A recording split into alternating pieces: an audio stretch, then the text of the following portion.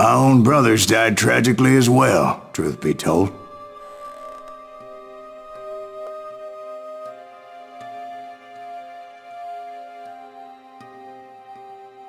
It was 1868, and me and my older brothers were pulling a tidy profit running cattle into Juarez, Mexico. One night after my brothers retired for the evening, I found a little poker game in a cantina with a couple of cowboys. And I just couldn't lose.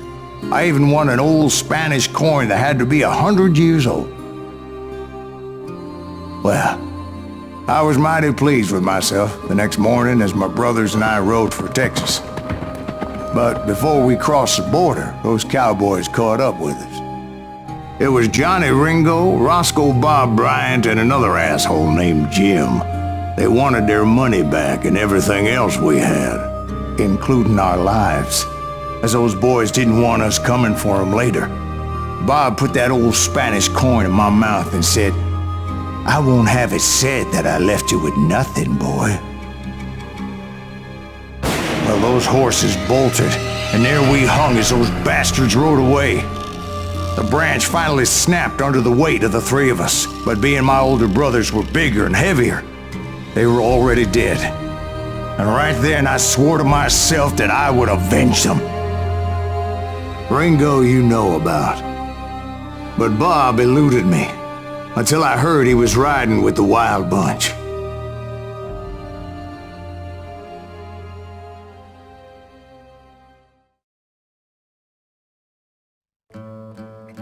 I'd been on their trail for months, ever since they left their hideout in the Bighorn Mountains. Led by Butch Cassidy, they were a loose association of outlaws who robbed banks and trains from Colorado to Montana. Among them was the Sundance Kid, and that murderous hombre I was tracking, Roscoe Bob Bryant. Were you a part of that giant Pinkerton posse after the Wild Bunch? No, boy. A circus like that would have slowed me down. Besides, I wanted Bryant all to myself. I'd heard about a large shipment of gold being transported to Wilcox, Wyoming on the Overland Flyer. They blew the bridge with the intention of forcing the train to stop. Well, I assumed the Wild Bunch was likely in the still intact part of the train high above, so I had no choice but to make my way up through the passenger cars dangling down. I was determined to make that sumbitch Bob pay for what he did to my brothers.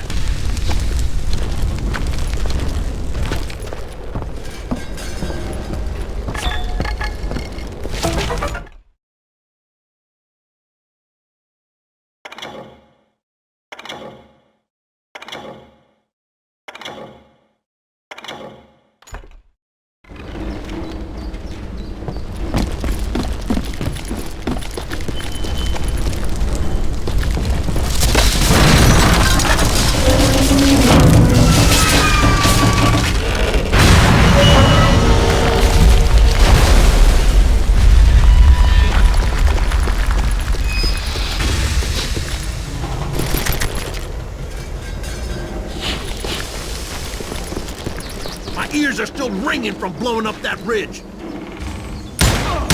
Well, I made my way off unscathed and came upon a few members of the gang and had no choice but to dispatch them. For you.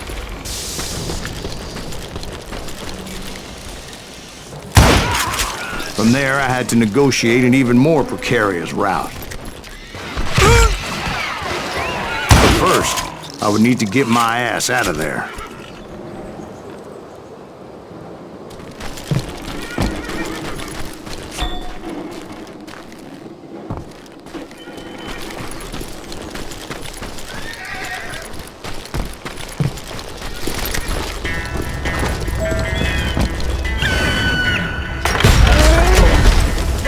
Jumped from the frying pan into the fire as the train was clearly fixing to fall. I had found the gang, but in order to find old Bob, I needed to fight my way forward past a whole passel of desperados. Outside, inside, any way I could, I made my way towards my prey.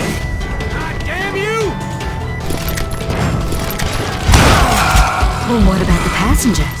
It was mostly a freight train, as I recall. There were no passengers aboard that day.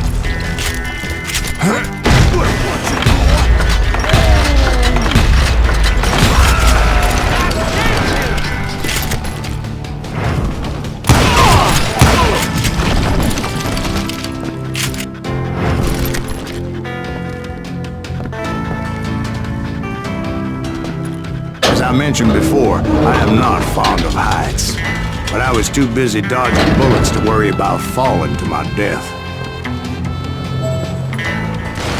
Odds were I was likely to die that day anyway, so I was determined to take down as many of those bastards as I could. Bitch.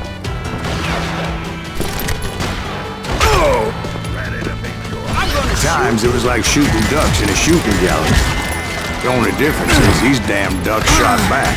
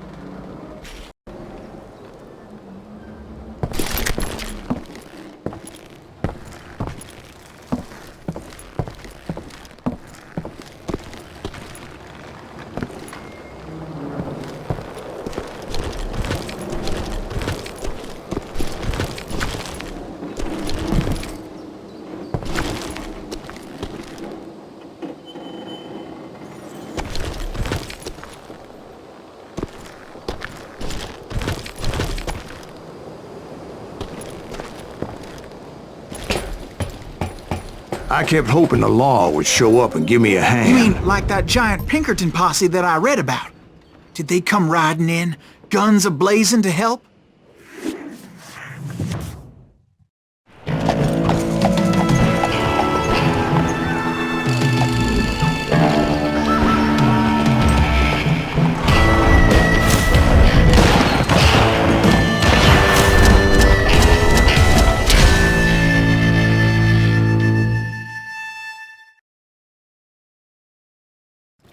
Help? From the Pinkertons? No, son. I had to fight the wild bunch all by my lonesome, as usual. Who the hell is that? He's out of here! Take cover! Retreat! Retreat! He's killing everybody! He'll kill us all! Run!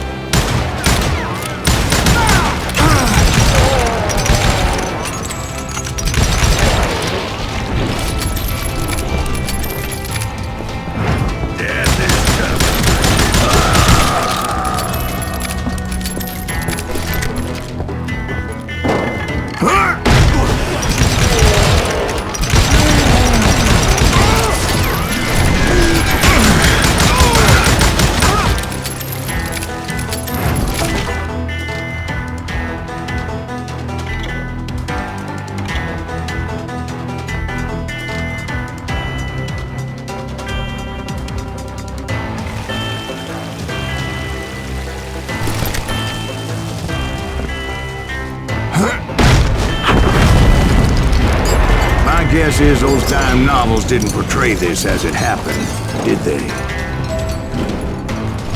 Only a few stragglers were left. I had to cut them down pronto if I was going to stay on old Bob's trail. Kill you!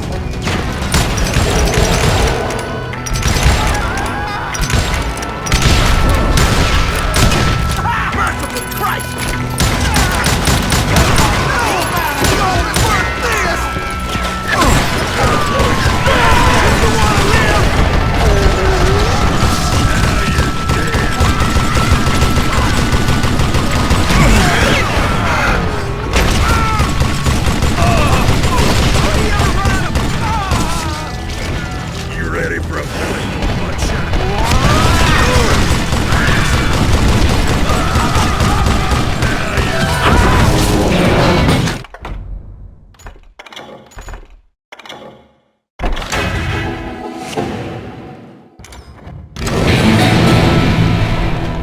once I silenced all those guns, I went searching for my nemesis, determined to finally have my justice. But the only survivor who welcomed me was George Flat-Nose Curry. Who was he? The fastest gun in the gang.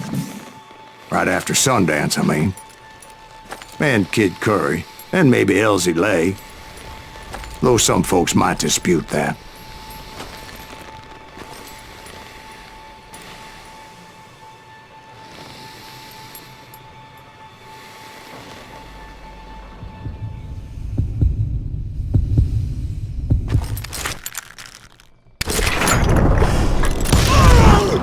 On that very same day, Butch Cassidy and the Sundance Kid decided to leave the Wild Bunch behind and decamped for South America.